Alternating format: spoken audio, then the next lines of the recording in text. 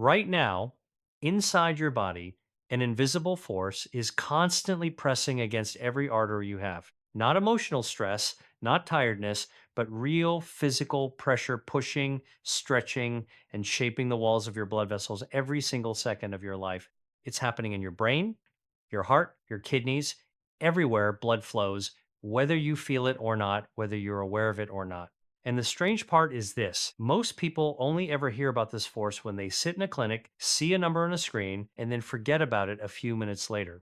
But blood pressure is not just a reading, it's not just a label. It is a continuous mechanical load that over months and years slowly changes how flexible your arteries are, how hard your heart must work, and how long your organs can keep functioning properly into later life. The condition we call hypertension is one of the most common but under-recognized disease processes in developed countries. It doesn't usually announce itself with clear warning signs. There is no pain, no obvious fatigue in most cases. Instead, it quietly builds damage over time until it finally shows itself in the worst possible ways, like a stroke, a heart attack, kidney failure, or even forms of dementia caused by damaged blood vessels in the brain. For decades, people were given a very simple explanation for this problem: salt. Eat too much sodium, your body holds water, your blood pressure rises, and so you should cut salt to fix it. That message became the foundation of public health advice. But despite how widespread it is, it hasn't solved the problem for most people. Hypertension is still everywhere. And what is becoming increasingly clear from modern research is that we may have been focusing on only one small part of a much bigger system. Salt does play a role, but it is not the only driver. There is another major influence that's been overlooked for years: sugar and refined carbohydrates, which affect blood pressure through completely different biological pathways, not by holding water alone, but by changing hormonal signals that control how your kidneys and blood vessels behave. Before we get into that, it helps to understand what blood pressure actually is at its core, because it is not a single force. It is a result of three separate factors working together inside your body at all times. The first is cardiac output, which is simply how much blood your heart pushes out with each beat. The stronger and faster your heart works, the more pressure is generated in the system. The second is blood volume, meaning the total amount of fluid circulating inside your blood vessels. If there is more fluid in a closed system, pressure naturally increases. The third is vascular resistance, which refers to how open or constricted your arteries are at any given moment. If your vessels are relaxed and wide, blood flows easily. If they are tight or stiff, the heart has to push harder and pressure rises.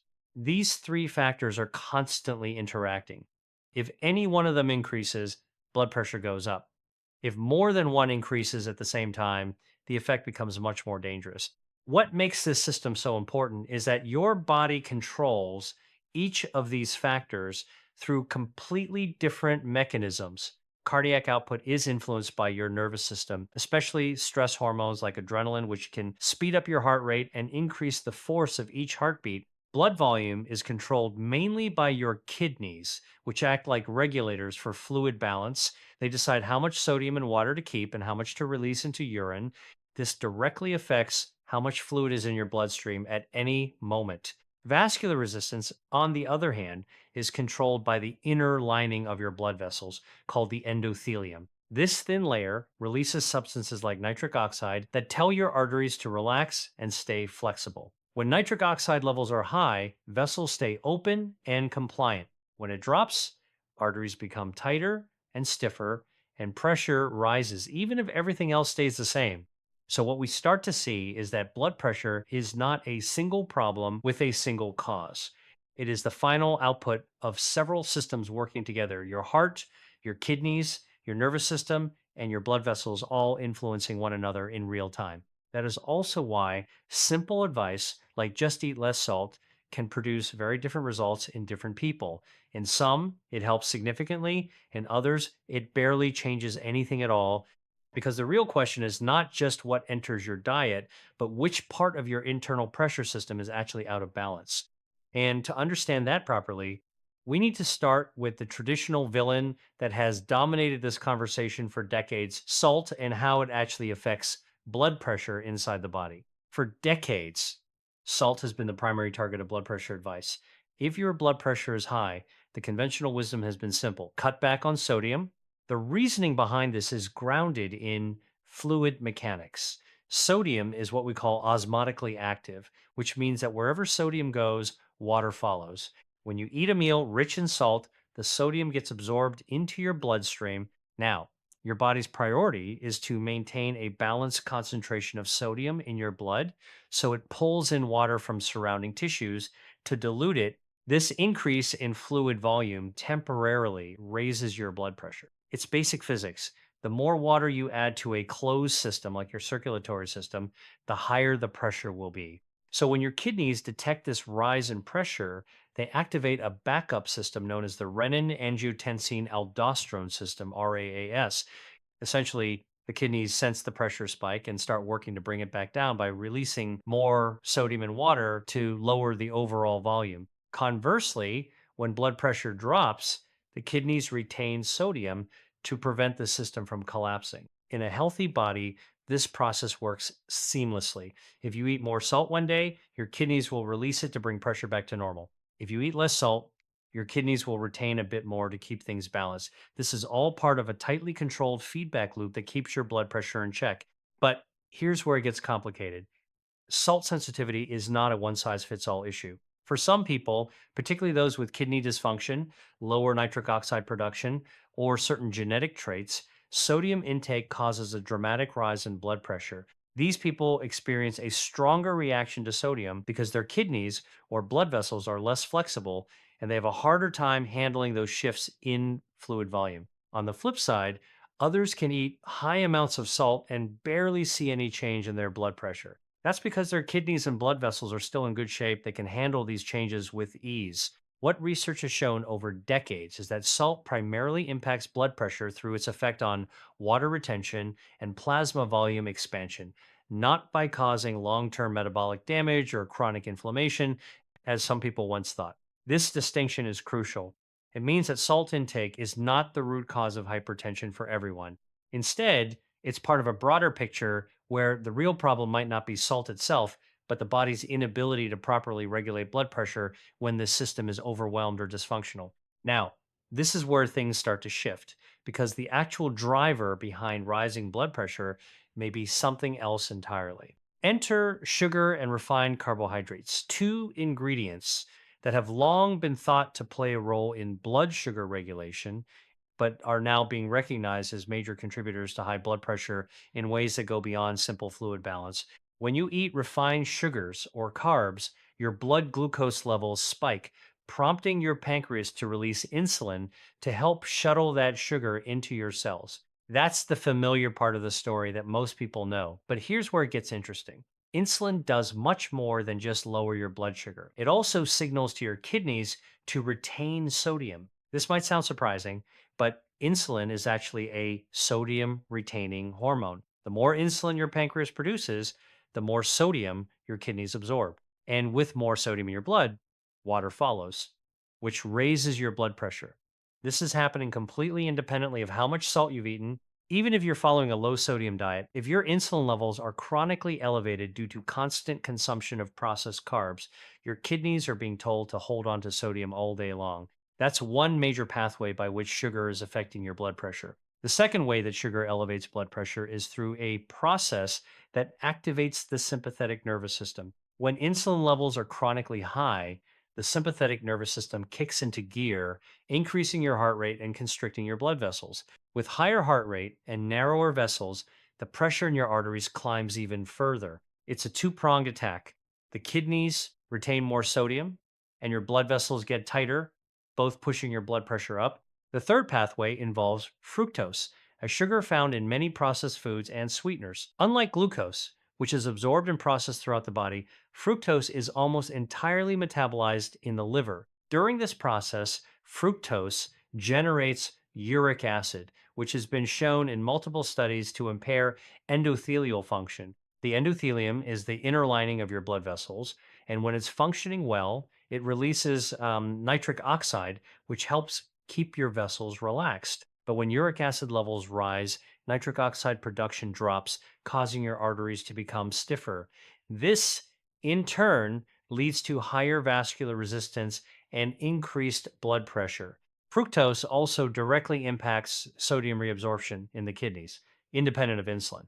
So, not only does it contribute to insulin resistance, it also chemically alters how your kidneys handle sodium. In other words, fructose is working against your body's ability to manage sodium and, by extension, your blood pressure. The real kicker here is that sugar does all of this, whether or not you've had a single bite of salt. This is why sugar can be such a powerful and insidious driver of hypertension. It works through both hormonal pathways and direct effects on your kidneys and blood vessels, locking your blood pressure in a high state without you even realizing it. Now, this hormonal lock created by sugar and insulin resistance is where the real trap lies. In someone with normal insulin function, insulin levels rise after meals, briefly signaling to the kidneys to retain sodium, but then fall back down once glucose is cleared. The kidneys then release the sodium, and blood pressure returns to normal. But in someone with insulin resistance, which is becoming increasingly common, especially in adults in developed countries, insulin doesn't fall back to baseline. It stays elevated because the body's become less responsive to it. As a result, the kidneys never get the signal to release sodium and they stay in retention mode throughout the day, holding onto sodium and raising blood pressure. This is why so many people who reduce their salt intake still see little to no change in their blood pressure. They are addressing the volume side of the equation, but they're not dealing with the hormonal lock that is driving their sodium retention. So, while salt may play a role, the real problem lies much deeper in the body's hormonal control systems. And when you combine sugar and salt in processed foods, you get a double whammy effect. These foods don't just contain high amounts of one or the other, they contain both in specific ratios that make them more palatable and addictive. Processed foods like ready made meals, breakfast cereals, and fast food deliver high sodium, which immediately increases plasma volume, and refined carbs, which spike insulin and lock the kidneys into sodium retention mode. This combination is a perfect storm for high blood pressure because you're hitting both pathways that elevate pressure at the same time. At the same time, many processed foods are also low in potassium, which is the counterbalance to sodium. Potassium helps the kidneys excrete sodium, and it also supports the relaxation of blood vessels. Whole foods like vegetables, legumes, and unprocessed meats are naturally high in potassium and low in sodium. But when you eat processed foods, the balance is flipped and you end up with a system primed for pressure dysregulation. This is why hypertension is so tightly tied to modern industrial food systems and why it's more than just a problem of seasoning your meals with salt. Processed food is the real culprit here, and it's breaking down your body's ability to regulate blood pressure effectively. Now, with all this understanding of how both salt and sugar impact blood pressure, we can begin to see the bigger picture. The way to lower blood pressure isn't just about cutting back on sodium or sugar in isolation. It's about addressing the underlying mechanisms that control blood pressure in your body. It's about recalibrating the entire system to work properly. Again, let's start with the first lever in this process: insulin. In order to lower blood pressure effectively, insulin levels need to drop and stay low for extended periods. When insulin levels are elevated, the kidneys are constantly in a state of sodium retention, and your blood vessels stay constricted, which raises your pressure. But when insulin falls, the kidneys are able to release sodium normally, and blood pressure can drop as a result. This is why dietary changes that reduce insulin levels can have such a significant impact. If you reduce refined carbs, sugar, and processed foods, your insulin levels naturally go down, which then allows your kidneys to do their job properly. When your insulin levels are stable, your body can manage sodium balance more effectively, reducing the volume load on your circulatory system and helping your blood pressure return to a healthy range.